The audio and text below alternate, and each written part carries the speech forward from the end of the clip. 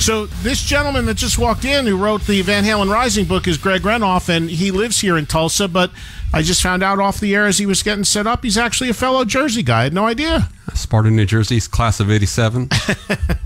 How do you like the adjustment from going from Jersey to Tulsa? There are things I love about Tulsa, and there's things I miss a lot about New Jersey. The traffic, as you know, is not something you particularly miss about New Jersey when you leave, gosh. And the house prices and all that stuff. But I try to get back often enough. I got family there still, so it's good to be able to get back to Jersey. I love it. I'm looking to get out as soon as possible for the reasons you said: taxes, traffic, congestion. Come to Tulsa. I love it here, but it's trying to convince the family's another story. So we'll see. But anyway, man.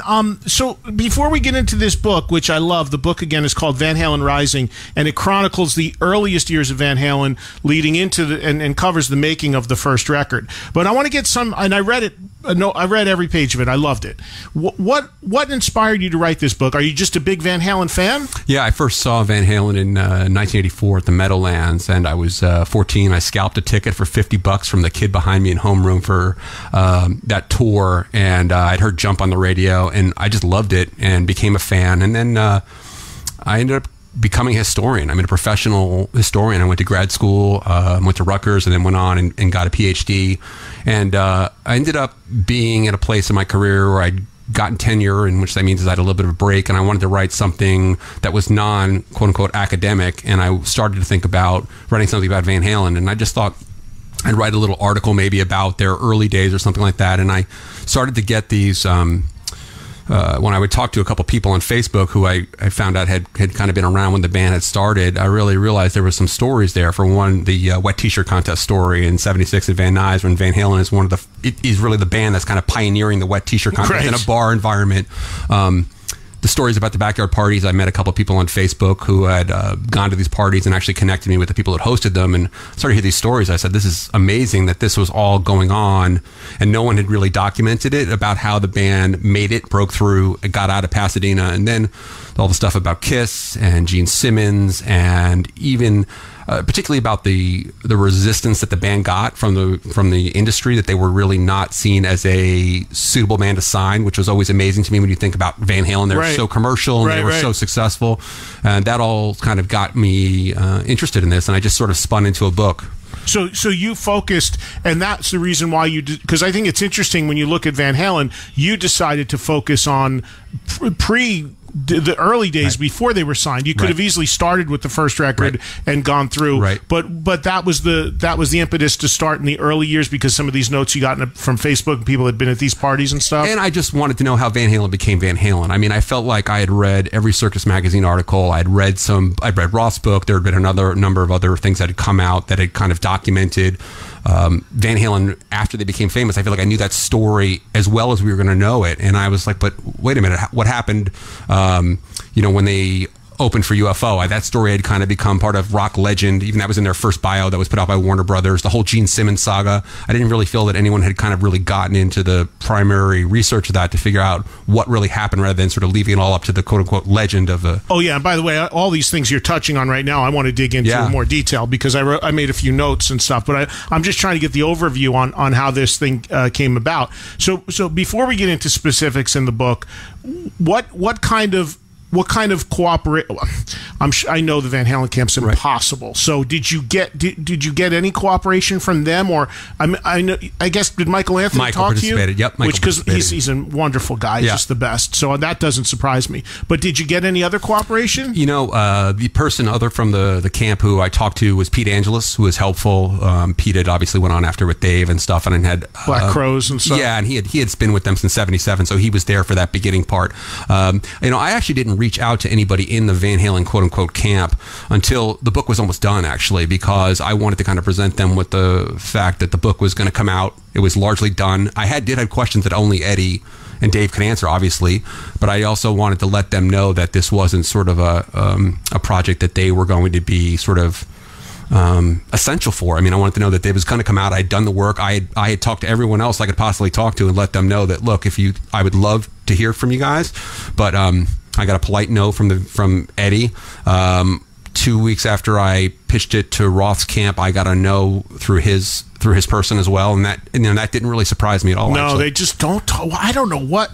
I mean, it's maddening, really. I mean, that's a whole nother separate story that we can talk about maybe towards the end, because it's so frustrating to me and so many of their fans that really, when you look at it in the last 20 years. There's been nothing. I mean, there's been a couple tours, some not so great. You've got the guy that widely regarded to be the modern day Jimi Hendrix, and in 20 years we've gotten hardly anything released from him. I mean, there's nothing. I mean, there's one record of old songs pretty much redone, which was the last record with Roth. There's the Balance record with Sammy, which I think is kind of underrated and like some stuff, but that's about it. And it's tragic. The one thing that's interesting though that I found I'm not a musician, so I don't play, so I don't know. But a friend of mine who runs a place I did an appearance at a couple weeks ago in Dallas, the Dallas area, called the Guitar Sanctuary. They sell all these amazing guitars, and he was telling me that behind the scenes that Eddie Van Halen, like through his, I guess the stuff he puts out, the equipment, the gear, the tuning stuff, the guitars, has done like more advances in guitar electronics, for lack of a better term, than anyone else. So that in that area, there is still a big imprint from Eddie Van Halen. But in terms of just making music and being active and being a functioning musician, communicating with people, doing interviews, creating, it's just been so stagnant for the largest part. And it's depending upon who you talk to, everybody has a different opinion. Yeah. But I don't know if you have any thoughts on it. I have a lot of thoughts on it. I mean, I think the first thing is that you're right. I mean, I think that beyond Eddie's technical mastery of the instrument, I mean, he was a guy who was innovating as a kid. He was kind of taking guitars apart, taking amps apart, and figuring out how to rewire them. And this is sort of all part of the Van Halen legend. But now he's got his own brand imprint through Fender, and that is a very, very successful line. Very successful. I mean, I don't know in terms of all the other brands out there, but it's got to be in the top 2 or 3 of every single category that they appear in. And so I imagine that takes a lot of Eddie's day-to-day attention in terms of making music. I mean, I think that they are in a holding pattern, trapped by indecision and not knowing what to do. I think I would be remiss here if I didn't say that I've gotten a lot of feedback from fans today who are, I mean, honestly, kind of angry that Van Halen didn't do anything this year. And just sort of that bitter disappointment of it's 1970, it's 40 years, and just something. I think that there wasn't sort of an expectation, well, you should do this with this person or that person, but the fact that this is the 40th anniversary of Van Halen, and we live in an era where big anniversaries for rock bands are sort of what how the timeline works in our days. It's like, oh, this is the 50th anniversary, this is the 30th anniversary of this, and that they would let that pass by. Presumably, there's no summer tour, there was no celebration of the record, there was nothing. Well, we're in April, so we still got a little time, but you'd think some gears would be turning by now. And you think you would have heard that they were going to tour. So, again, maybe tomorrow we hear something that they're going to go on the road, and maybe all will be better. But I think a lot of people just feel sort of like, like what happened? Like, why? It's impossible to figure. And I talk about it all the time with my audience, and people ask me who the number one interview I would like to get these days, and it's immediate answer is Eddie Van Halen, because you just I'd love to like dig in and say, what the hell is this really? It's crazy. I mean, in these years of whatever he is now, 66 or something, and so 46, 66, 20-year period, if you just look at it, there's, as far as just output, there's just so little. Now, behind the scenes, there might be archives of stuff he's doing. I have no idea. I mean, it's just really, really frustrating.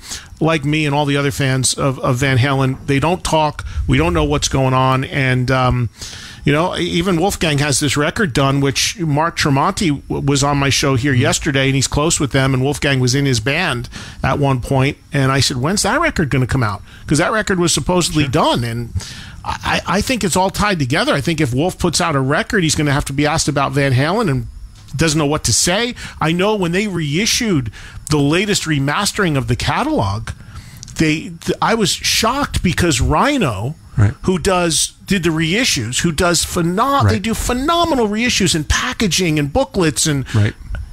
If you have those reissues on CD, they're like, there's less packaging than the original CD. Right. It's like one little insert card. Right. And I spoke to some well-placed people that would know, and they said that's what they wanted. Yeah. And they wanted to do so much more in Van Halen camp wouldn't let them. And that's not the first time that's gone down. That went down, I will tell you, something like 20 years ago, where there was a proposed Van Halen box set that basically combed through the archives at Warner's and said, here's what we have. For example, the Doobies did one, sort of this 4-disc, like all these bands did, the 4-disc retrospectives, and then you end up with the 4th disc would be the outtakes and things like that. And my understanding was that was nixed by the band. Said, no, we don't want to do that, and they just sort of moved on to something else. And so, yeah, there's just sort of a pointed lack of embrace of the history, which is the other reason why I wanted to write Van Halen Rising, was that I kind of knew instinctively that we were never going to get that sort of full accounting from those guys. That's my gut feeling, that we won't, that Eddie and Alex won't ever write a book. I hope I'm wrong, but I don't think we ever will hear their story or really kind of look at their past. They don't seem to want to delve into that stuff. Yeah, no, I agree. It's really, really strange. A couple other things before we get into specifics in the book. So Michael Anthony spoke with you, which I'm sure was really valuable resource. At least one guy from the original band that would talk. And then did you talk to Ted Templeman? Oh, yeah. Yeah, Ted Templeman participated actively in Van Halen Rising. He actually appeared with me at the first book signing we did. He did this co-appearance, and I'm actually working on his authorized biography right now. Really? Yeah. He's retired, though, from producing, right? He is, yeah. I wish he wasn't, but he is, yeah. Where does he live in Southern California? He lives in Southern California, yeah. I'd love to get him on one of these days. I love talking to producers. I think it'd be fascinating to talk to him. He's a great guy and has such a storied career, and was involved in all of that stuff from the Van Halen signing through the stuff with Sammy, and then he did the album, he did the Fuck record with Sammy, and then he did a couple of Andy Johns too, yeah, right? Andy Johns, he co-produced that, and he did a couple of other records with Eddie, kind of working with Eddie up at 5150. How old is Templeman now? He's in his early 70s. He is. So he's been retired a good 10, 15 years, right? So he kind of retired early. Yeah, the last thing he did was the Doobie Brothers World Gone Crazy in 2010, but yeah, he's kind of stepped away. I think, he basically, talks to those guys in the Doobies and stuff, and will kind of pitch in ideas and stuff like that, but he's sort of, he's not working in the industry in sort of a conventional way. He's not going to his office or anything like that. So he's doing a book and you're writing it with him? Correct, right. I'm writing it, yeah. Ah, that's okay. When are you targeting that to come out? Next year. Great, okay. Yeah. And the other bit, so you got Templeman, you got Michael Anthony, you've used, you've obviously sourced a lot of things throughout the book. Did you get Marshall Burrell? Yes, Marshall Burrell, Don Landy as well. Right, Don Landy, who's, for people that don't know the Van Halen world that closely, Ted Templeman, producer of the iconic records, and Don Landy, the engineer. Right. And then Marshall Burrell was the original manager. Correct. Now, what's really interesting about the Marshall Burrell angle is, since your book came out, Noel Monk has written a book, who is you mentioned in the book, but you're mostly talking about Marshall because you're into the earlier years. Right. So, did you read Noel's book? I did read. I skimmed it, basically. Yeah. And so, did you try to talk to Noel, or did you for this? I talked to Noel a couple times by email, and he did not I didn't know what the deal was in terms of him working on a book. I assume that's what his plan was. He was working on his own book, so I didn't really get anything from Noel. Oh, so he wanted to save the stories. I don't know that for sure, but that was sort of, we just kind of went back and forth. But yeah, right. But I mean, there's some crazy charges against Marshall Burrell in Noel's book, basically saying that the stuff with the secretaries at Warner Brothers, and Marshall Burrell made a tape of Roth having sex with groupies. And did you ever verify any of that? I didn't talk to Marshall about any of that stuff. I mean, my concern because you didn't even know about it at that time, probably, right? No, and what I knew about was that Marshall was the guy who was integral in getting Ted into the Starwood Club to see Van Halen. I mean, Marshall was the guy who called up Ted Templeman at Warner Brothers and said, "Hey, I got a band. You should come down and see." And the way Marshall told the story about the whole managing of Van Halen thing was that they were sitting in the audience. It's a good story with Mo Austin, who was the president of Warner Brothers, Ted Templeman, Marshall. And the lights come on after the Van Halen performance, and Ted is like excited, and Mo seems to be into it as well. And Mo looks over to Ted and says, "Who's the manager?" And Ted sort of says, "I don't know," and looks at Marshall, and Mo said, "You're the manager now."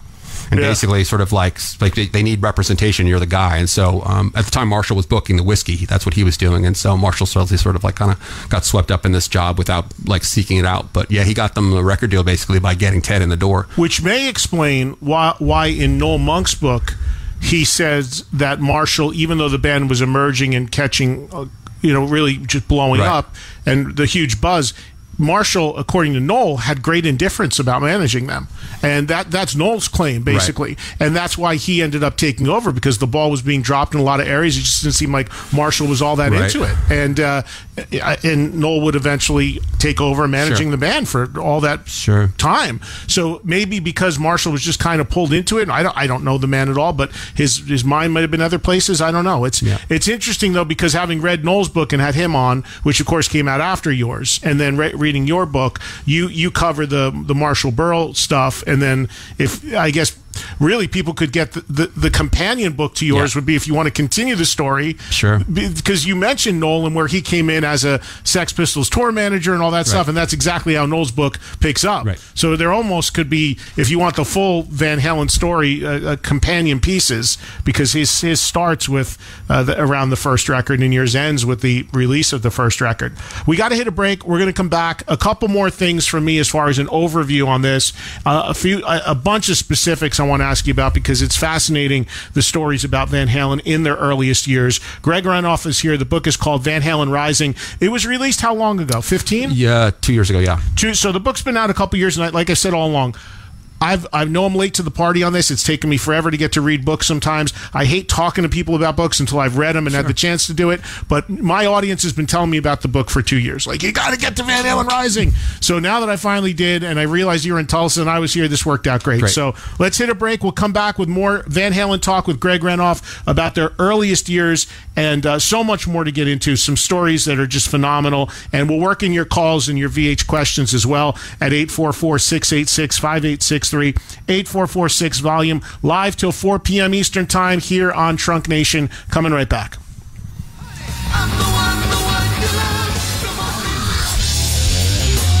Live from the Hard Rock in Tulsa, final broadcast day this go around from this fine facility, and getting ready to head home back to Jersey tonight. Tomorrow, Steven Adler will be my guest on the show. So we continue to bring you some great guests, including today, Greg Renoff, author of Van Halen Rising, talking VH. Now, a couple things about the book here, Greg.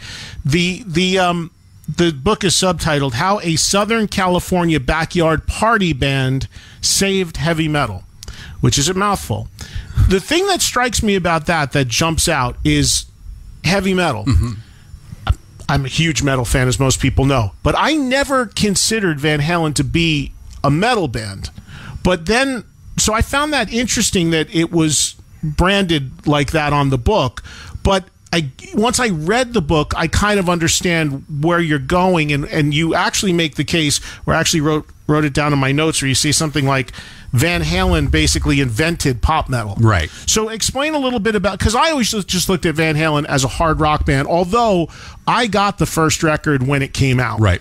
I would have been 14 or something, like 14, 15. And I got it through a Columbia Record Club, and I got the record. So I grew up a huge Kiss fan. Sure. So I was excited just because Gene Simmons was the first name thanked on the thank yous on the back. And then I heard the thing, and I definitely, at that point, the visual of the band, the sound of the record, definitely slotted right into my world with my Judas Priest, AC/DC, Kiss records. But in retrospect, I think I look back at Van Halen as just being a hard rock band and all that. But talk about the metal angle for you. Sure. Yeah. One of the things that I was doing with the book was I was really wanted to try to fit Van Halen into the context of when they emerged. I mean, yeah. So I'm a guy who came up with Metallica, Garage Days, we revisited all that stuff, and that sort of was like what metal was to me.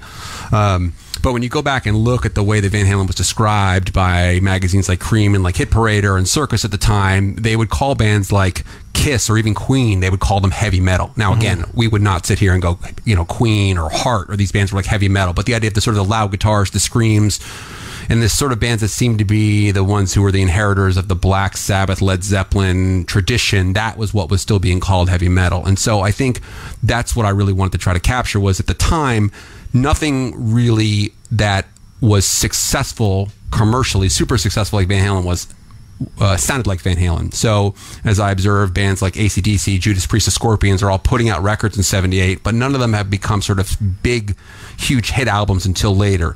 So to me, when I think about the fact that so many record company executives passed on Van Halen because they felt they were just warmed over mountain, just a sort of rehash of Cream, of Black Sabbath, of all these bands from the earlier era, they're basically like, well, yeah, it's just, just younger guys with different clothes. It's just the same stuff.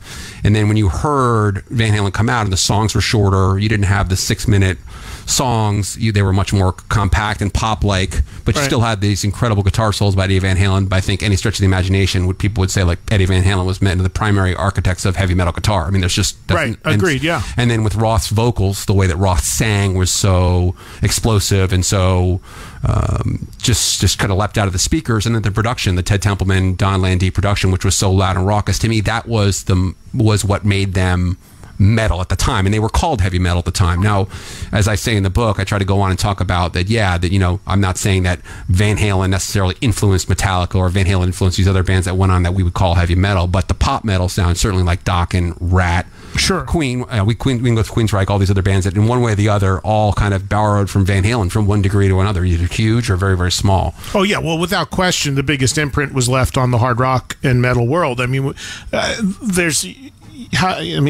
don't think you could call yourself a rock fan and not love Van Halen.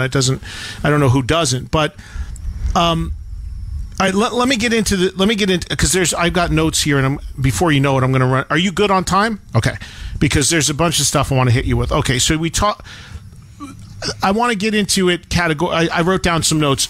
So David Lee Roth, I was fascinated by the period of Van Halen when they didn't have Roth, right, and they didn't have Michael Anthony, right. And so the band's first public shows happen around 73. Well, in terms of the brothers and Mark Stone, probably around 70 or 71. And Mark Stone was the bassist. Was the bass player, right? He was the bass player up till 74 when Michael Anthony joined. And Eddie Van Halen at that point was the lead singer. Correct. And you talk about the fact that he was very reserved. Correct. So he was a very reluctant lead singer. Correct. There's some great photos in here I know that you have, but is there a lot chronicled from that time? Not really, just flyers. I mean, just flyers, and then that's why I interviewed so many people who went to high school with those guys and went to these parties and used to go see them play literally on the blacktop at the local park. There would be like a teen night, and local bands would set up, and Van Halen would set up, Alex, Eddie, Mark Stone, and they would play the first side of the Black Sabbath record, They'd play the second side of Live at Leeds, and people were blown away because they were 17, 18-year-old kids who could play the stuff note for note. And yeah, Eddie would just basically kind of keep his head down. People said almost like Cousin It, and just kind of scream his way through the songs, didn't make eye contact, he's a shy guy. And so he was sort of, it was sort of, by default, he became the singer, and they didn't have a singer. And really, the thing about Greg's book, you guys listening, you got to know is it really puts you in. You did an amazing job at putting you in that time and place. I felt like I was in those parking lots the way it's written. All right, so Roth, how many lineups of Van Halen were there before the original lineup we know of the first record? There was a 3-piece Van Halen: Eddie, Alex, Mark Stone. Then there was a 4-piece Van Halen where they had a keyboard player named Jim Pusey, who's actually deceased now, but he was a guy who they brought in to basically kind of cover the Allman Brothers Deep Purple angle of things, where they were planning to playing these cover songs. They needed a keyboardist. Then for a while it was a 5-piece because Roth joined. Then eventually the keyboard player goes.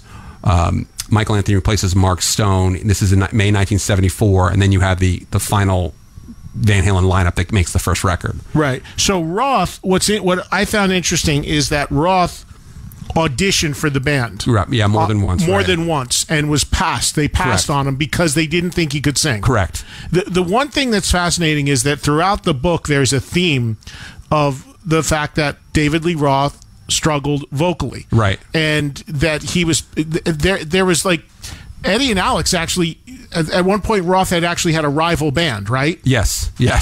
And that band was called Red Ball Jet. Red Ball Jet. Right. Now who was Genesis? Because I wrote notes here. Genesis was the name of Van Halen before it was Mammoth. So it was Genesis, Mammoth, Van Halen. Okay, so that's the name lineage. Right. Genesis, Mammoth. Okay, so Roth had a band called Red Ball Jet. Correct. an early Van Halen with Eddie and Alex was called Genesis, right? And they were kind of rivals on the backyard circuit, right? And Roth would see Eddie and Alex and say, I got to join that. Right, exactly. And Eddie didn't want to be singing in Van Halen, or what it was called then anyway. Right. But they couldn't. They felt that Roth would be the weak link because vocally he couldn't do what they wanted to do. And I also think the thing was that Roth, as we all know, is kind of an eccentric, flamboyant guy. And so you can imagine Eddie and Alex like to wear flannel shirts, jeans, and desert boots. I mean, they're basically like, look like old hippies the way they would dress. One guy said to me, who wrote the book, he said when they went on stage to perform in backyard parties, it looked like they just come off work at the gas station. So you got this guy Roth who has his own band, Red Ball Jet, very R&B influenced, kind of like a Rolling Stones type of thing. So Roth would wear these like little girls' vests. He had the long hair. He'd wear makeup, like eyeliner or whatever. And he's a high school kid doing this. And there was this sort of sense that this is strange. Like, we still want to be able to hang with our friends and be normal. Where the Van Halen brothers meet this guy who's sort of off the rails with his entertainment. And so I think part of it was Roth's personality seemed kind of strange to those guys, and then plus they didn't think he could sing very well. But the truth of the matter was that Red Ball Jet, for all of their musical drawbacks, actually, I try to make the case in the book, kind of provided the blueprint for a lot of the stuff Roth did later in Van Halen. For example, look at the Hot for Teacher video. That's basically kind of like what Red Ball Jet was like, the sort of like the dancing and the shiny suits, and that's sort of what Roth wanted them to be, sort of a show, to put on an entertainment show and not be a traditional sort of stand around, stare at your shoes and your jeans band. Yeah. And so when they saw Roth, and they're sort of like, this guy won't fit with us, and plus he's not a very good singer. Yeah, and he could be an abrasive character because Roth came from money. His dad was a surgeon, I guess, right? Eye surgeon, yeah. Eye surgeon, very wealthy. I mean, he was living in a big ass house and had basically people looked at him as a spoiled rich kid who was off the rails and a bit crazy and couldn't sing, but I'm sure even back then had that bravado and that strut, which was important to what he brought into Van Halen, because he did convince those guys to put on a bit of a show, to dress up, and to bring some certain elements into what would become the classic Van Halen show. That music, we've got to hit the top of the hour. We got to hit a break, but we've got another hour to come. It's fascinating stuff, some of the stuff we're going to get into, you guys. I'm sure you probably don't even know or have never heard of it. Again, the book is called Van Halen Rising. Greg Renoff is the author. We're continuing talking with him and talking VH right after this on Trunk Nation. All right, we got another hour here on Trunk Nation. Your place to talk rock, live Monday through Friday, 2 to 4 p.m. Eastern Time, replaying every night, 9 to 11 p.m. Eastern. Always on demand on the Sirius XM app. Final of 2 broadcasts here from the Hard Rock in Tulsa. As always, I thank them for their tremendous hospitality. Great facility, always great to be here. And like I said, I'll be back here in about 4 or 5 weeks for Rocklahoma for an extended stay around Memorial Weekend. So look forward to that as well. Greg Renoff is my guest today. He lives here in Tulsa. He wrote the book Van Halen Rising, about the earliest years of Van Halen, which we were talking about and really just starting to scratch the surface. We have another hour left to go here. So a few more things from me, since I did read the book all the way through. And then I'm going to let you guys call in with any questions you may have for Greg about Van Halen at 844-686-5863, 844-6-VOLUME. That is the toll-free telephone number. We are live until 4 Eastern. So if you're in that window, feel free to use the phone and jump on the air with us. Now, we already covered that Roth tried to get in the band a bunch of times. The bands disliked each other. Eddie Van Halen and Alex had Genesis. Roth had Red Ball Jet, sort of competing bands. They didn't like each other. The turning point comes that they start to kind of warm up to bringing Roth in because he has a PA, right? That's sort of the Roth was a rich kid, and he had the resources. He had this PA system that he had supposedly taken a loan from his father and paid it back along the way. But yes, and so that was one of the things that the brothers were doing. They actually were renting the PA system from Roth, and so they would go there and have to use Roth's PA system and then return it to him. And at some point, when Eddie is sort of fatiguing of singing, and Alex and he are talking, Alex is like, we should just get him in the band. It'd be cheaper to have him in the band, and they gave him another shot, and he did in fact join Van Halen. There's a story in the book from 1973 that that somebody wore. I just wrote the notes down. And I wanted to write about it, that somebody wore glasses with a penis on them. That caused the keyboard player to got so upset to leave. Yeah, that was just one of these stories that when you interview 230 people tell you the story, and you're just sort of like, oh, this is actually pretty hilarious. Yeah. So, what had ended up happening was that Roth had gone to Vegas with some friends of his, and he had purchased one of these gag glasses, and then he ended up wearing it on stage and was kind of messing around with it. And then what ended up happening was... There's a picture of it in the book. And what ended up happening was that the keyboard player, who was more of a conservative guy, got offended. And the truth of the matter was that they were sort of on the outs anyway, and I think probably they were happy not to split the money, 5 ways. They were only going to split it 4 ways then if they got rid of him. But yeah, that he quit the band because Roth had worn a dick nose, basically. It's ridiculous. Michael Anthony now is in another band. They're touring. Tell the story. What is Michael Anthony's story pre-Van Halen? Sure. Michael Anthony is from Arcadia, which is a neighboring town to Pasadena, and he is a guy who's grown up in a musical family. His father is a trumpet player, and they...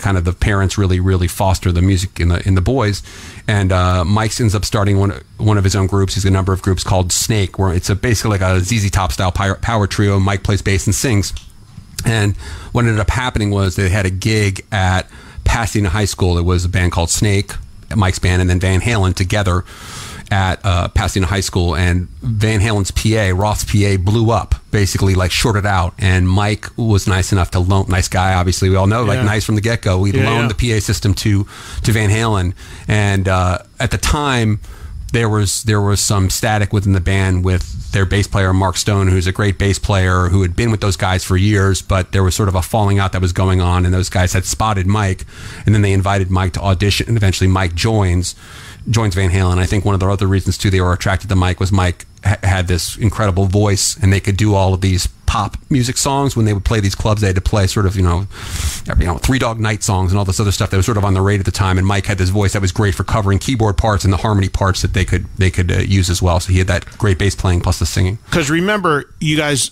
at this point Van Halen is still a cover band, right? And the time when Van Halen does their first all original music performance is really interesting for me as a fan of the band that they opened for, which we're going to get to in a second. But okay, so another thing that jumped out to me that I thought was fascinating, we all know now, kind of in retrospect, that the songs that made up the first 5-6 Van Halen records, some of them date back very early. Right.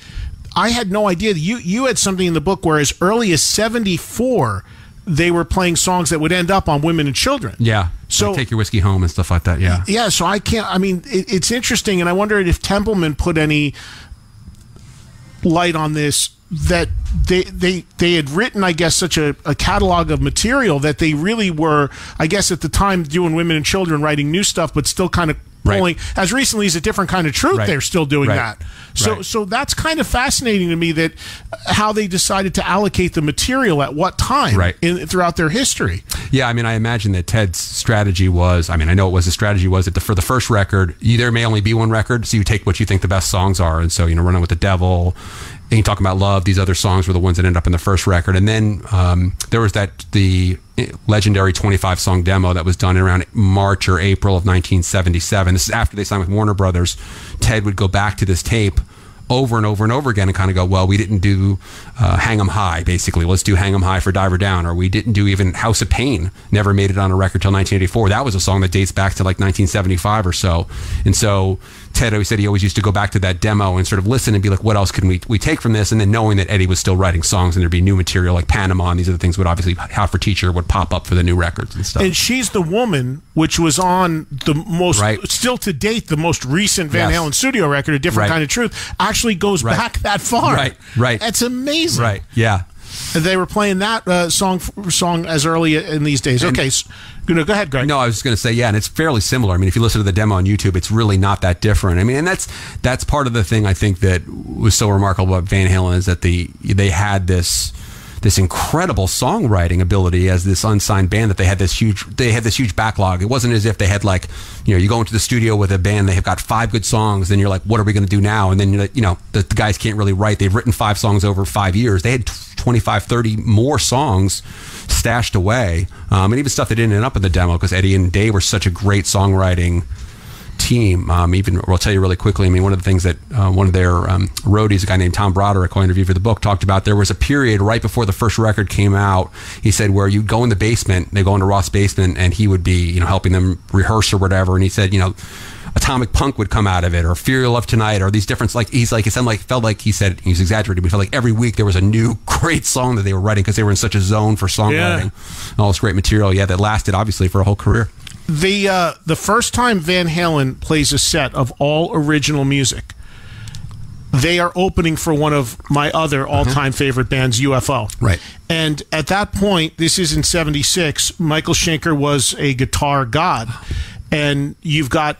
and that made an imprint on Eddie Van Halen, because the way you paint the story in the book, he took on the mentality of, I'm going to war. Like, they drew battle lines. Like, there was nothing personal, but I'm going to take this guy down. He's coming into my turf. He doesn't know what he's in store for, having me open for them. So one of the things I really, as a guy who grew up a huge fan of 80s hard rock, heavy metal, one of the things I really loved about doing this book was I got to talk to guys like Mark Kendall of Great White and Tracy G of Dio. Right. Those guys were both like 16, 17, 18 years old at the time and saw this firsthand. Both of those guys were at that Lita gig. Ford was too, right? Yeah, Lita was around too. So one of the things that was great was that Tracy actually saw Van Halen perform a couple of times right before they did with UFO, and he tells a story I document in the book where he stopped Roth and he was holding the flyer for the UFO, and he was like, "Oh man, you guys are going to play with UFO," and Roth was basically like, "Yeah, we're going to play with UFO," and Tracy says, "Oh man, that's Michael Schenker, man, he's amazing,"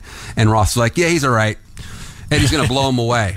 And Tracy told me the story, and Tracy said his eyes got really big. He's like, "What do you mean he's going to blow him away?" And he goes, "Eddie's going to blow him off the fucking face of the earth." And I think part of that was that Eddie was a guy who, I think, with Roth's coaching, honestly, could kind of take on sort of more of that sort of persona of being like, I can do this. And I think that's part of what ended up happening, is that because from what Tracy said, that Roth was walking around, strutting around, telling people like, we're going to kick their ass, and sort Which sounds about right. I mean, I don't know David Lee Roth, but the persona would be about, even back then, was probably like and that. I think they sort of fell into a good situation too, because I think, as I tried to lay out in the book, was that UFO sort of saw this as an easy cash grab for them. They were like basically going to play this what was a kind of a club in the middle of nowhere. It was a big club, but it was in the middle of suburban Los Angeles. It was away from Hollywood. There was going to be no reporters there. It was just sort of like, oh, this is a cash grab for us.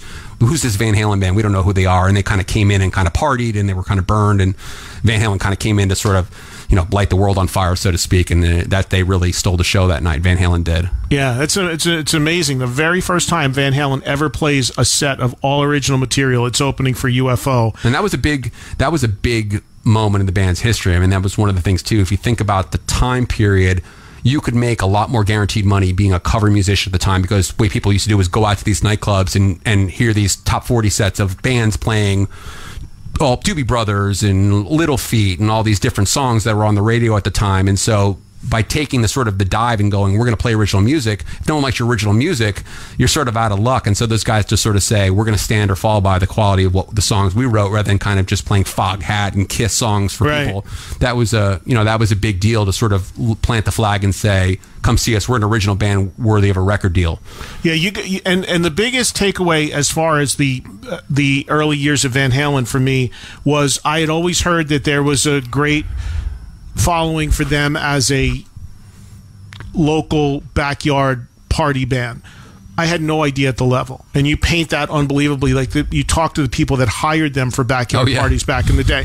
They would draw 2,000 people to people's backyards in affluent areas of Southern California.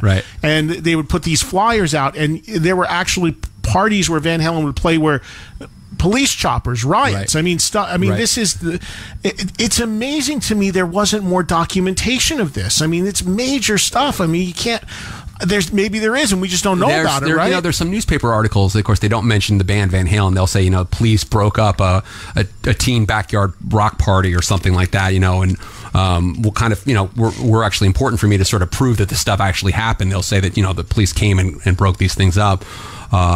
But I think people were obviously in a very, very different state of mind then. I mean, there were people really, partying very, very hard, so people didn't bring cameras too. It was sort of like, what's the point? There are some pictures kicking around of those guys and sort of their at the time glam clothes and stuff like that. They were at these parties and stuff like that. But yeah, the thing that was I would emphasize is that one of the reasons why people like Rodney Bingenheimer and Marshall Burrell, when they show up at the Pasadena Civic, which is still there in Pasadena, to see Van Halen as an unknown band in '76 and see 2,000 kids, they're amazed. Like, where are all these kids come from? They don't have a record deal. They don't have a manager. They don't have anything.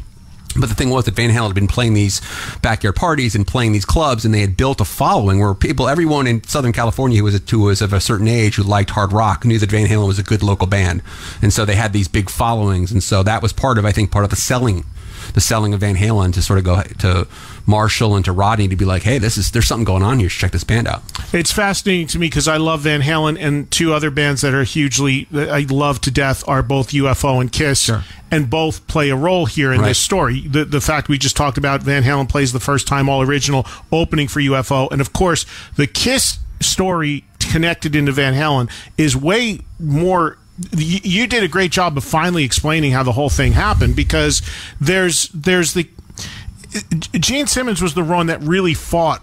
And the theme that comes out of this whole thing is that Gene really, really believed and loved in Van Halen. He couldn't get anybody else to come on board. He couldn't get Bill Aucoin, who was his manager at the time, who I guess he needed to have under that umbrella. Aucoin didn't believe in him. Bill Aucoin didn't like Van Halen, right? He just didn't believe. The notes that I wrote down here is that he didn't like David Lee Roth at all. Correct. Bill Aucoin didn't. And Roth didn't really like Gene Simmons. Right. Because he thought Gene had ulterior motives trying to steal away Eddie Van Halen. Right. So it's a really interesting dynamic, and Paul Stanley doesn't like the whole thing because he feels it's a diversion from Gene away from Kiss, who were huge at that time. Right. So it's the whole dynamic there that was going on, but Gene wouldn't give it up. I mean, to the point that he kept fighting to at least do something with them. He really saw something. I think that's the thing that Gene. I'd love to talk more about Gene's whole angle on this. I think that Gene kind of gets a raw deal from a lot of people on this. I mean, I think that Gene, and Ted Templeman will tell you this himself, that Gene saw the talent. That's why Gene did it. Gene didn't do it because he thought it was going to make a ton of money. He thinks that Gene saw the sort of raw musical talent and was like, these guys have something that has been untapped, and tried to do something with it. For Gene to kind of go to LA looking for a band, he ends up finding Van Halen. He brings them to New York, and just to sort of show about how it wasn't going to be like a quickie, kind of a quickie make money thing, he took them to Village Recorders in Los Angeles. They recorded the basic tracks. Then he took them to Electric Lady, where Kiss made their records, and had Dave Whitman, who engineered the Foreigner records and was like, is a huge, important engineer, and he's on the road now with Trans-Siberian, I think. He had him do the overdubs with Eddie. And so Gene sank a lot of money or resources into this thing, and then to present it to Bill Aucoin and have Aucoin go, no, I think that Gene was probably outraged that he didn't see it, that he couldn't see it. And Gene was right. I mean, let's face it. The demo that Gene did with Van Halen, I don't think it captures Van Halen in a particularly great way, but it showed that Gene was on to the fact that the magic was there. I don't think Gene probably had enough time with them. I mean, it was kind of a quick thing because they were going out on the road anyway, and that's part of the reason why Paul and these other, that Aucoin were like, stop, Gene, we have to go. We're going on tour. Love Gun's coming out. Get this, get done. We're going to go rehearse. Right. And so I think Gene probably didn't have enough time to sit with it either. But yeah, there was this whole episode that goes on, and then there's the angle, as you mentioned, about how Roth believes, I assume, that Gene wanted to steal Eddie and Alex away. I'm not particularly a big... So much so, then this is interesting. So much, there's a couple really interesting reveals in Greg's book. First of all, Roth has... Gene hires Eddie and Alex to play guitar. Yeah. Play on demo sessions. Correct. And Roth shows up just to keep an eye on things, right? Correct, right. So that's the story, right? So this has been the long-lost Gene Simmons demo with Van Halen, and so these have just come out, as you know, on The Vault. I heard you just got a copy of The Vault. I haven't heard it yet, okay, but those 3 songs are on there, and so what ended up happening was that Gene, when after things fell through with Van Halen for Gene Simmons. Gene went on the road. This is in November of 76. He comes back in April or May of 77. Van Halen is on Warner Brothers, but basically Gene calls in a favor and says, hey, I want to work on some songs for the upcoming Kiss record. Will you guys come back to Village Recorders where we did the demo and just play with me?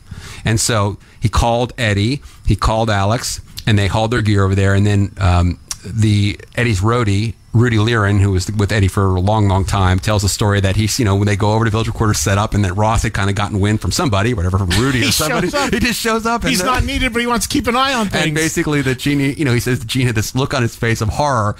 I just think those guys just didn't like each other, and they didn't like each other. And Roth felt that Gene was trying to steal his guy. Right? He's trying to steal Van Halen. Do I think that Gene probably saw that, hey, maybe these guys could write songs for me down the road, as Kiss has done throughout their career, they've had outside songwriters. Maybe Gene saw that, but I don't think that, Gene kind of saw Eddie and Alex in the makeup, in Kiss. But yes, Roth was definitely unhappy. That's hysterical. I mean, the Roth throughout this whole book, he rubs people the wrong way, which you could imagine, right. and he's questioned through even from the earliest days as a kid. Yeah. He's questioned about his ability as a singer, which of course once he got to that first, which there's a great story in the book about Templeman in the first record and who Templeman was thinking about replacing Roth with, which we'll get to in a second. But the one other thing that I think is amazing, I found this really fascinating. Eddie plays on these 3 Gene Simmons demos, one of which is Christine 16. Right. And it said right in the book that the solo was so perfect that it was recreated note for note when it came out on Love Gun. Right. And then there's an allegation that some feel that it actually is Eddie Van Halen's solo on Love Gun. So that was Rudy.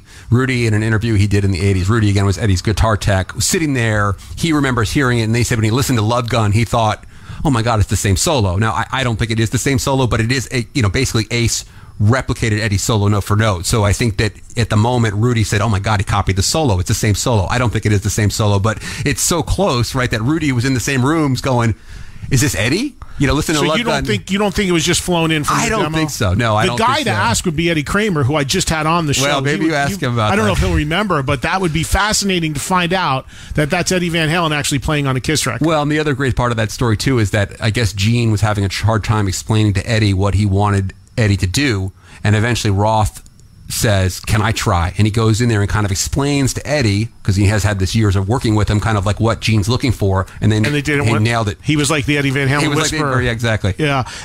This is also great. You can see the dynamic between Simmons and Roth already building. Simmons invites Van Halen to go to a Kiss show. Right. And leaves him tickets and passes, but leaves them for everybody but Roth. Yes, right. So this was the big in 77 when they played the Forum.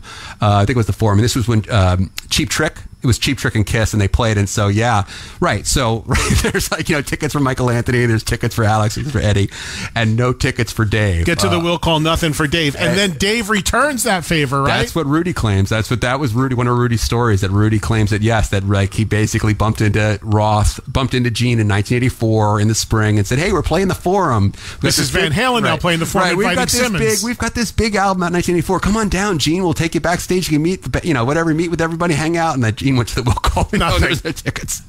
You write payback as a motherfucker. That's what Rudy said. Oh man, that is priceless. Roth would stick that, and then he gets to the Forum. Come on down, Gene, and you see Simmons standing at the Will Call window. I'd love to know if that's true. I mean, that sounds about right, actually. And then the final thing before we go to calls, because I could talk to you all day about so much stuff in the book, but I had written these notes down as I was reading it, and we'll let the callers hit you up the rest of the way in a second. But this is fascinating.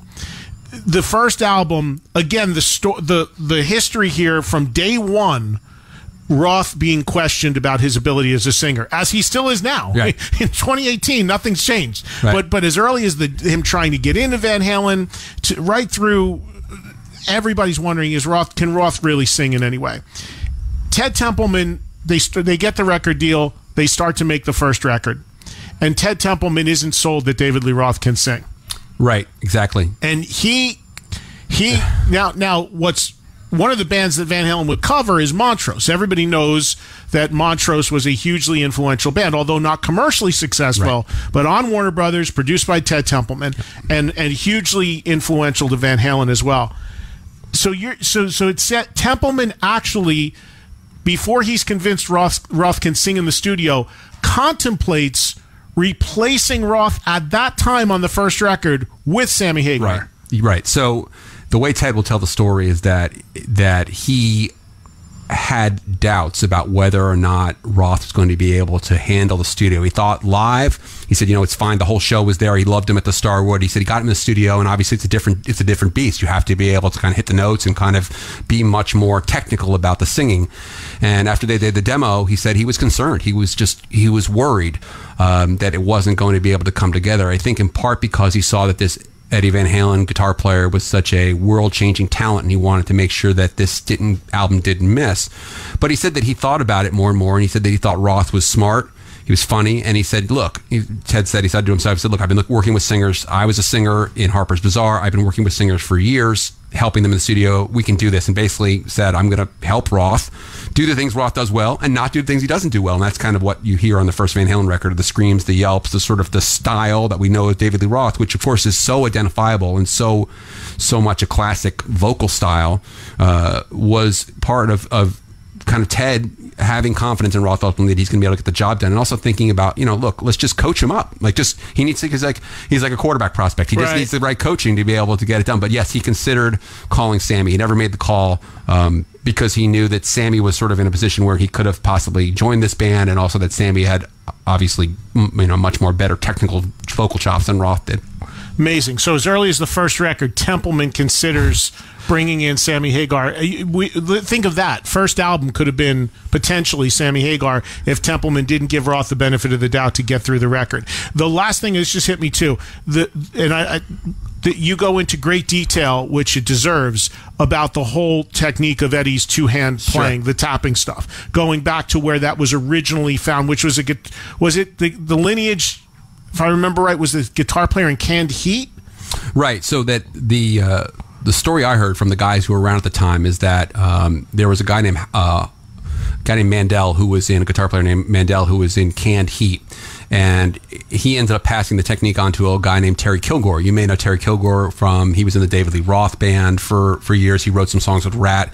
He was kind of neck and neck with Eddie as a guitar player in Los Angeles, and had quite a great reputation. Actually, George Lynch told me that he used to go, basically sit in Terry's apartment just to learn licks from him. He was that good, even when George was an established guitar player, that basically Terry showed Eddie just the basic, oh, this is what you can do, and then Eddie just took it and ran with it. I mean, so it's not a matter of that the tapping technique when Eddie learned it was like the full-blown eruption style tapping. Was much more like, hey, you can do this, you can put your hand on this, and hey, check this out. And Eddie sort of went, oh, that's kind of cool, and eventually and kind of built it out from there into this whole musical thing, which is totally different than anyone else did. Yeah, just reading all through that, and again in Greg's book, he talks to all these people about this. And yes, George Lynch is in the book because Lynch was an established, well-known, amazing player even at that time, and was there mention about Randy Rhoads in the book? Because I always wondered about that too. Those early years, because of Roth and Randy, of Eddie and Randy, if they kind of were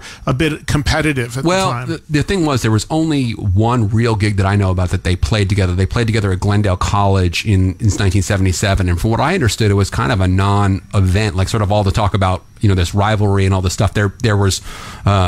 They just played the sets, and they may have met in passing, and I don't think they knew each other particularly well at the time. And so I can't remember. I probably mentioned it in the book, but I don't get into it in great detail. Plus, Randy's dead, obviously. Right. But there was, that probably stuff is probably more overblown in retrospect. I mean, from everyone I talked to, from Tommy Gervin, who plays with Eddie Money now, to Mark Kendall, to any of these guys, George will sort of all say that Eddie was the guy. Was the guy. I mean, Eddie was the guy. Yeah. All right. Well, listen, we got to hit a break, and then we got about a half an hour left to go, and the rest of it is you guys fire away at questions.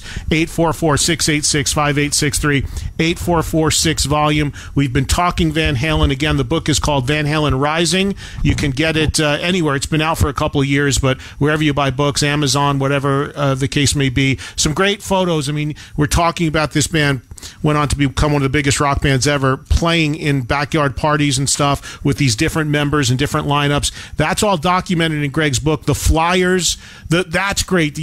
Greg just flicked past the picture of what would have been the cover of the first Van Halen record, which is just this weird logo and these guys standing in with Roth with his eyes closed, standing in the dark under a tree. There's a photo in here of what would have been the first album cover that Warner Brothers wanted to use, which is, it's just so cool to see this. It really is. So again, so much to cover, and before we run out of time, I want to let you guys fire away with some questions for Greg at 844-686-5863, 8446-VOLUME. We'll come back, we'll finish talking VH for the hour here on Trunk Nation. Stick around. Trunk Nation with Eddie Trunk, Sirius XM's Volume. Half hour left to go. Final broadcast from the Hard Rock in Tulsa. As I mentioned earlier, if you are in the Tulsa area, the Hard Rock's got 38 Special here on Thursday. They got Charlie Daniels Band, Marshall Tucker on June 7th, John Fogerty on June 8th. A lot of great entertainment here, great facility, always great to be here. And they got a great radio studio. That's where I'm doing my show from today with Greg Renoff, who is the author of Van Halen Rising. We have been talking VH. Greg lives here in Tulsa, trying to make the case that Tulsa has good pizza. We were talking about during the break, but they do. There's some great food here, actually. So let's get to some phone callers right now. 844-686-5863, 8446-VOLUME. If you want to ask a question about Van Halen in their early years, this would be the guy to do it. He's done a tremendous amount of research for this book, and we'll let Louie, who's in Tuscaloosa, start things off. Louie's been waiting a long time. You're on the air, Lou. Hi, Eddie. First time, long time. And Thank Greg, you. I love the book. I've read it 7 times already. So thank you. Is this Louis Linguini? Yeah, that's me. How you doing, Greg? Good, man. All right. I had a question. You kind of answered it with Terry Kilgore.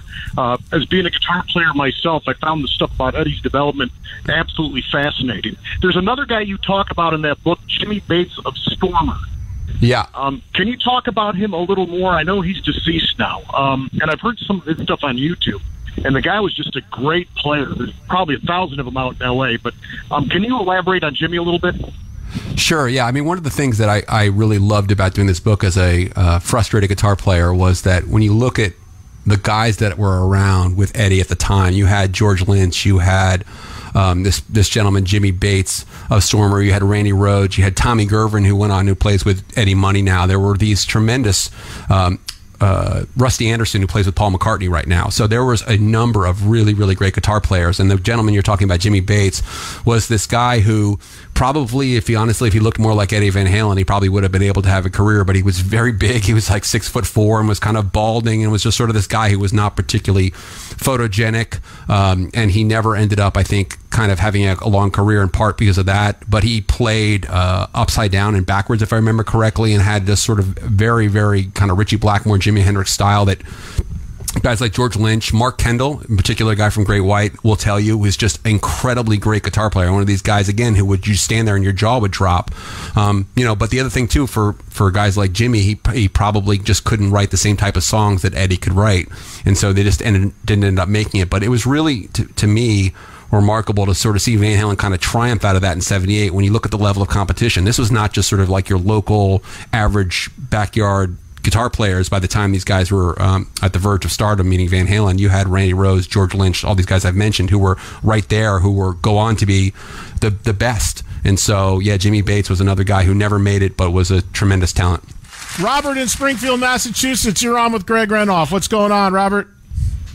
That's raining, heading home. I just got a comment. I saw an old video of Deep Purple, early 70s, and Richie was doing the finger tapping, too. This is even before Van Halen was on the radar. Yeah, I mean, I think that if you even like someone like Billy Gibbons was doing it as well. I'm not sure.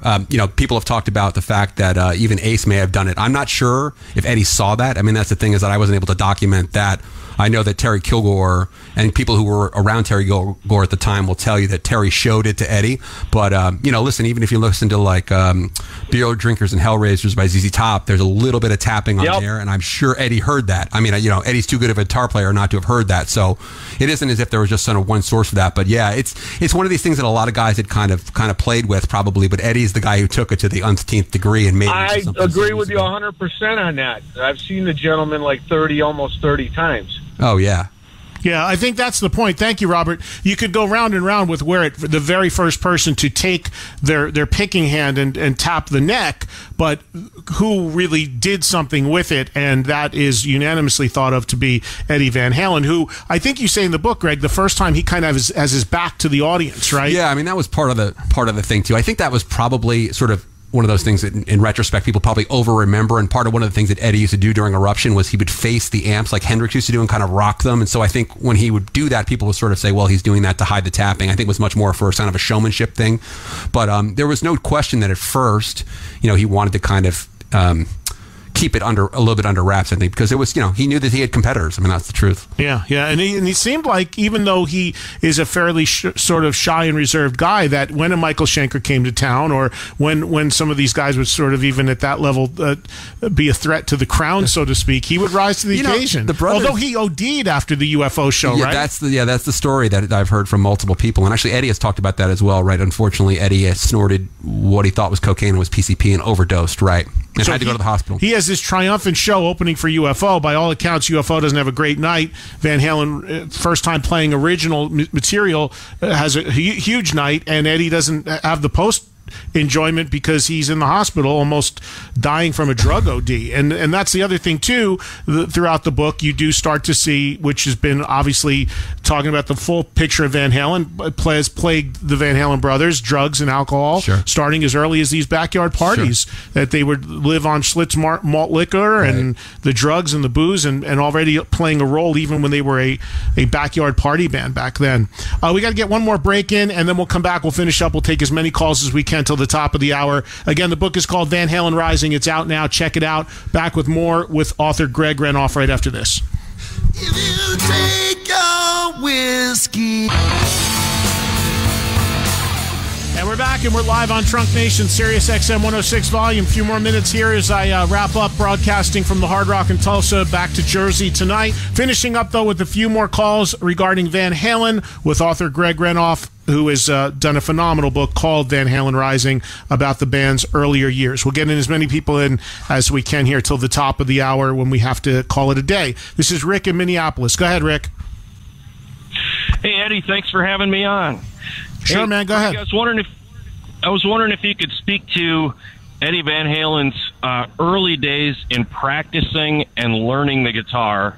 How did he go about becoming the guitar player he is, or is it purely from the soul virtuoso born to play?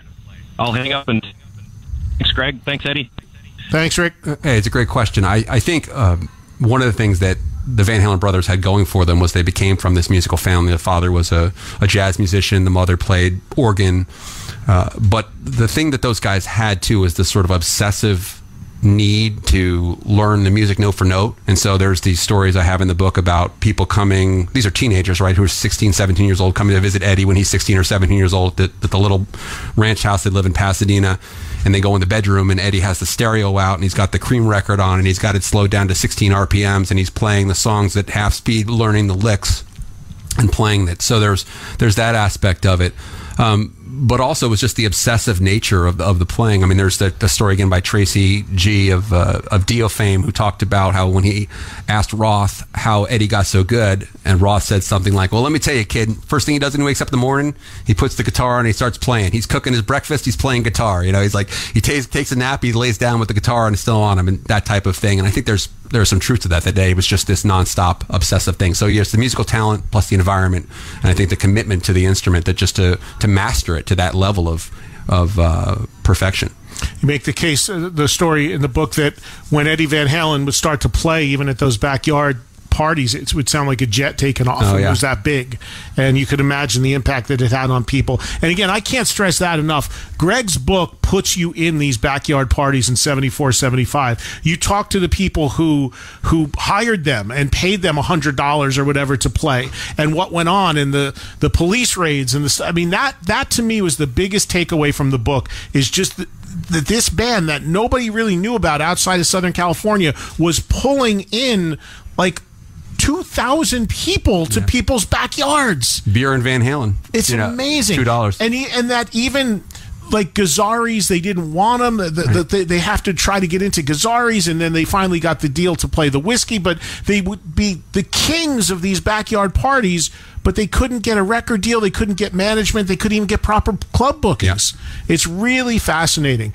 Let's talk to Cliff in North Carolina. What's up, Cliff?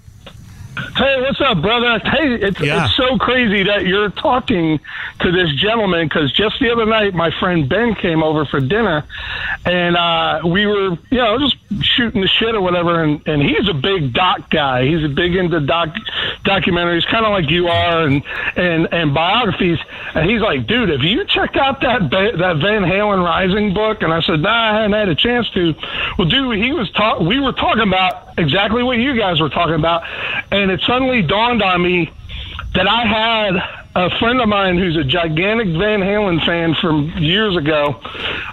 He had a shitload of those demos and some live shows, and he burned them for me on CD. Dude, and I hadn't had a chance to listen to them, but I remembered that I had them. One of the CDs we listened to was from Gazzari's. It's nothing but cover songs, dude. There's like 25 songs on this CD, and I think it was from April of 74 now. In the timeline, if it was April of 74, would that be the original bass player, or would that be Michael Anthony?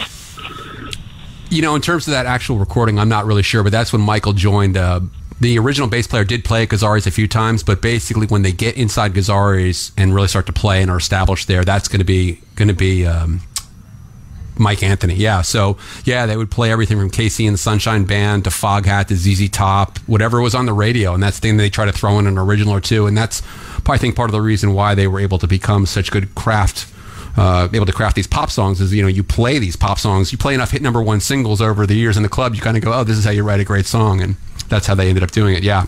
And Gazzari's, for people that don't know, is a Southern California, the LA area. It was a legendary rock club back in the day, run by a guy named Bill Gazzari. I only went in there a couple times back in the 80s. It changed a bunch of times to some different clubs. It's still there, but it's called something completely different. I think it's a dance club or something like that now. So that's that. I mean, there's a lot of history there, and of course, there's the whole wet T-shirt contest thing that they started doing there. That Van Halen became like the official band for these wet T-shirt parties that would go on, or contests, I should say. This is Bob in Connecticut. Go ahead, Bob. You're on with Greg Renoff. Hey, Greg. How are you? I read your book, and I love the book. I'm a huge Van Halen fan, and just wanted to know, what did you thought about Noel Monk's book? I want to get your opinion on it. And the second thing is, between Van Halen 2, Woman and Children First, and Fair Warning, which one's your favorite album? Thanks. Yeah, the first question, I skimmed the book. I really enjoyed the pictures most of all. I mean, I thought it was kind of a dark read, but it's, it was a dark subject matter, I guess, and it's his take on things, and that's sort of the thing that I kind of took away from it, was kind of a dark book. So was Women, Children First or Fair Warning, I think. Yeah. For me, I think I really have come to love Women and Children more and more. I mean, I love all the Van Halen records, but for me, one of the things that's really cool about that record is all the different textures that are on there. There's sort of the really kind of the fast, kind of out of control, I don't even like, sort of like a mock punk song on Lost in Control, but then you have the Take Your Whiskey Home and the sort of the slower stuff, and even Fools in a Simple Rhyme are two of my all-time favorite Van Halen songs. And you kind of get the first keyboard introduction there with Cradle Will Rock. And so for me, that's an album that sort of flies under the radar, I think, for a lot of people, because it doesn't have the huge hits on it, the huge hit like the first record or with 1984. But I'm really partial to Women and Children. And guitar players, interestingly enough, will tell you Fair Warning. Sure. Guitar players, for whatever reason, I don't play, and I just know what I like to hear. But from a technical standpoint in Eddie Van Halen's evolution, whenever I talk to someone who is an accomplished guitar player, the Van Halen record they point to for whatever reason is Fair Warning. Yeah. Something about it, whatever Eddie developed into, or tuning or tone or sound, or something that happened on Fair Warning, that they're like, that's the Van Halen guitar record. Right. I don't know how that's more than the others, actually, and to get back to our original conversation too, and in some ways that's the most metal of the Van Halen records, I would say. It's the most like that heavy heaviest of all the records. I would think Almost Women and Children is a little bit more, but I don't. Do you like the Sammy Hagar era? I'm not a huge fan of it in retrospect. I saw them at the Meadowlands in '86 their first time around, and I don't have any axe grind with Sammy. I think that they had huge success with him, but to me, those records, I do like the Fuck record. If I was going to pull one out, they'd probably be that one. They just haven't aged as well for me, and I kind of started with Roth Van Halen. I'm sure if I was 2 years, born 2 years later, and I had started with 5150, I'd be Sammy all the way. Writing a different book. Yeah, right. Yeah, probably. Yeah, but I mean, I just look at it as a different band. But I do agree with you from a production standpoint. There are some of the things that kind of got a little bit of the time. Sure. But 5150, there's still a lot of things I love, and like you said, For Unlawful Carnal Knowledge, that's a great sounding record too. And I think Balance is really actually very underrated. I think there's some great stuff on there. 844-686-5863, 8446-VOLUME.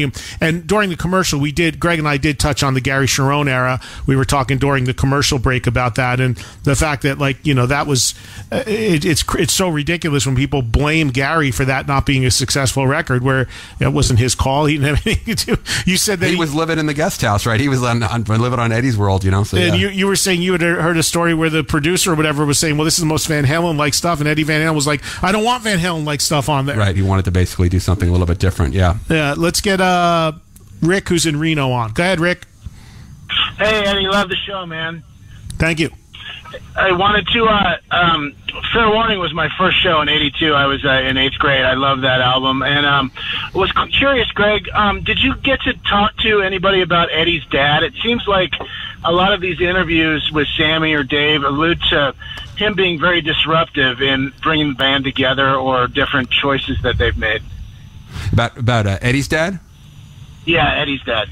Yeah, just sort of in passing with people who would talk about it. I mean, I definitely, people would talk to me about when I interviewed them about the fact that at the time that Van Halen was just starting to break as a big band on the local level in '77, that Mr. Van Halen was actually still basically playing in oompa bands. He hadn't retired yet. The brothers will retire him in a couple of years, and he would actually show up in his later hosen, like to these, at the Whiskey A Go Go. He'd come from the valley from playing at some German beer hall party, and would come and play and hang out. And that he was just basically really enthusiastic about the fact that the brothers had made it. I mean, I think that was for him. The frustration was that Mr. Van Halen had been a relatively successful jazz musician in Europe, and then when they come to the States in '62, jazz and big band music is not as popular in the States as it had been in Europe, and sort of what ends up happening is that he can't make a living at music alone, and actually has to work in a hospital, in the kitchen, I think, cleaning dishes, and had a pretty rough go of it, and it was not the dream come true for the Van Halen family in terms of ease of transition. And I think for the brothers to have made it so big in music, I think he was probably just so delighted because he never had that sort of huge success. He basically stayed kind of lurking as a local musician his whole life. Thanks, Rick. Time for one more call. This is Tim in Texas. Go ahead, Tim. Hey, Eddie. Hey, Greg. I had one quick question. I heard an interview with Jim Dandy from Black Oak, Arkansas, and he claims that he was playing at the Whiskey one time. This was sometime between Van Halen being in the backyard parties and getting on the strip. And Jim Dandy said that Roth came up to him, asked him if he could record him, video recorded during the show, because he wanted to get all of his, or he really looked to Jim Dandy for his inspiration on his stage antics. Just wondering if you could comment on that, if you had heard that, or any other inspirations for Roth, especially from the stage persona. Thanks. Yeah, good question. I've seen that interview too with Jim Dandy, and I don't have any way to to doubt him or to verify it or either one way or the other. But I would say this, that if you look at on YouTube, if you look at Black Oak, Arkansas at the California Jam in '74, and you look at what Jim Dandy looks like, oh yeah, it's like white spandex, long hair, totally hairy chest. It is David Lee Roth, and so. I don't have any doubt that Roth sort of borrowed that look, and they played a couple of songs as well, a couple of Black Oak songs in the clubs. But I think even like what more important to think about here is that was one of the things that actually kind of worked against Van Halen as well, was that a lot of people looked at Roth, who were in the industry, as going, this guy's kind of copying Jim Dandy. And at the time, you understand that Black Oak, Arkansas in '77, I mean, that was as passe as you got. That was sort of like old boogie rock. That's over. Right. That's over. And so a lot of people looked at that and go, why? In fact, one famous story, one of the executives from Mercury Records asked, why would I want to sign Led Zeppelin fronted by Jim Dandy? Yeah. It's over. Yeah. It's over. That music means we're over and we got to end. But Greg, thank you so much, man. Appreciate you coming. It was great talking VH. Let's do it again. Hey, love to. Thank you so much, Eddie. It was really great to spend time with you. Van Halen Rising is the book. Buy it. Get it anywhere you get books. You will not be disappointed if you are a Van Halen fan. And like I said on Twitter, if you're a rock fan, who isn't a Van Halen fan? One of the all-time greats. I'll see you guys from back on the East Coast live again tomorrow, 2 p.m. Eastern Time with guest Steven Adler on Trunk Nation. Have a good night, everybody. Thanks.